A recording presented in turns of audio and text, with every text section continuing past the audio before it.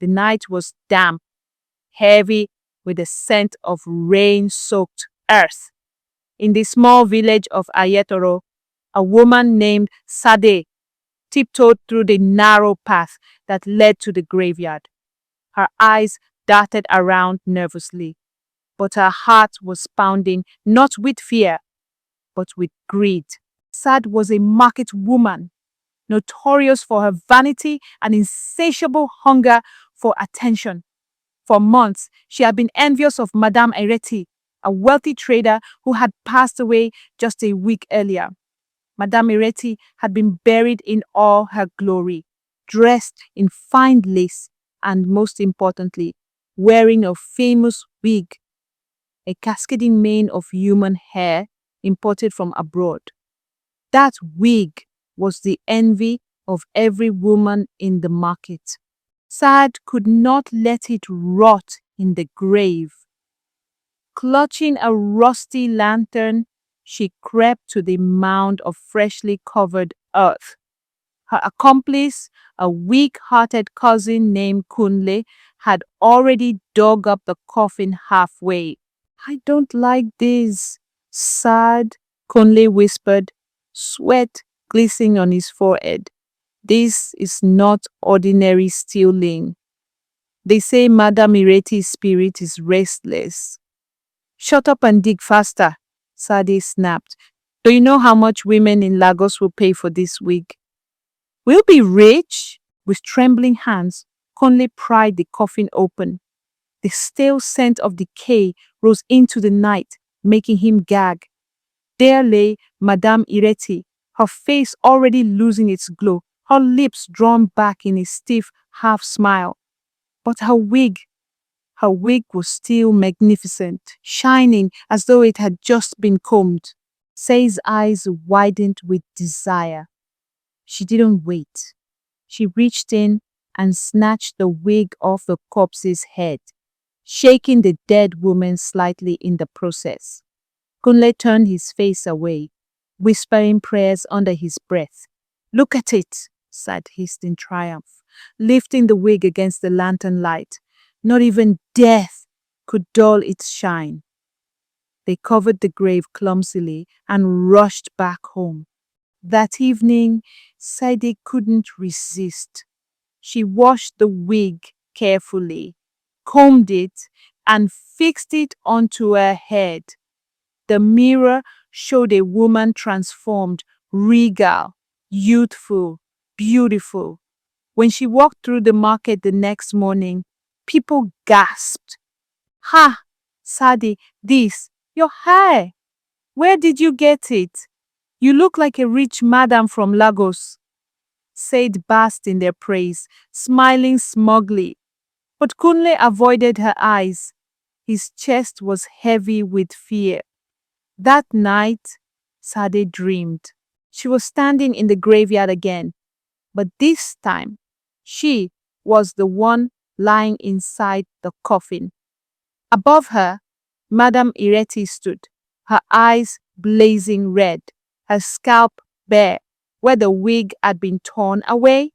In a voice that echoed like thunder, Madame Ereti hissed, "Return what you have stolen, or wear it until it kills you." Sade woke up screaming, her head drenched in sweat. The wig lay neatly beside her pillow. She convinced herself it was just a dream. Days turned into weeks. The more Sade wore the wig, the more compliments she received. Customers flocked to her stall, buying things they didn't even need just to be close to her. She grew richer, fatter, and prouder. But something else grew too. At night, she began hearing whispers, sometimes in her room, sometimes inside her very skull. The voice was always the same.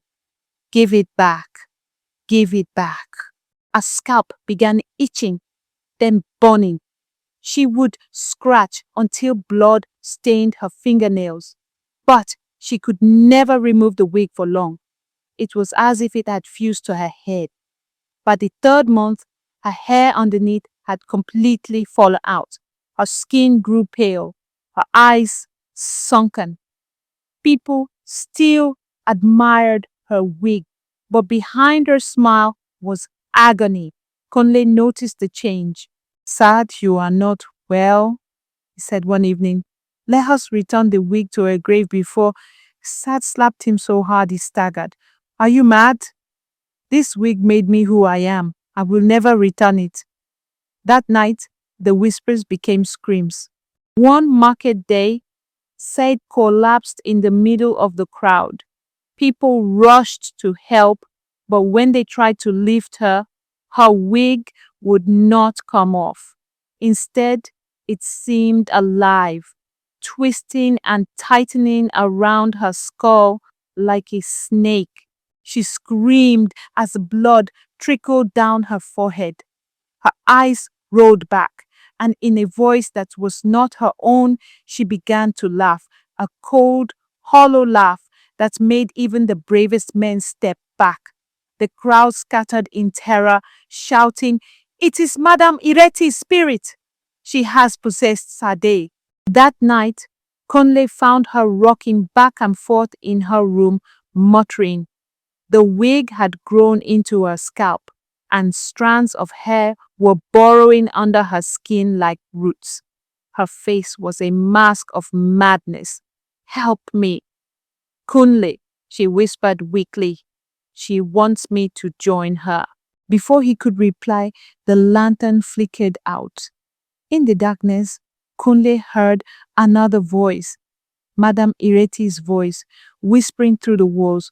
"She has won what belongs to the dead. Now she belongs to us." When the light returned, Sade was gone. Only the wig lay on the floor, glistening as though waiting for its next victim. No one ever saw Sade again. Some say she was dragged into Madame Irete's grave. Others say she still wanders the village at night, bald-headed, wailing and begging for hair. But one thing is certain. In Ayetoro, no one dares to covet the possessions of the dead anymore. The wig remains locked away in an iron chest in the shrine of the village priest, where it is said to move as if breathing. Hey, bestie, thanks for watching my story. What did you learn from this story? Kindly share with me your lessons in the comment sections. Give the story a thumbs up and share the story with your loved ones. Also, subscribe to this 𝐾𝐞𝐿 TV channel if you've not done so by now. Until I bring another story away.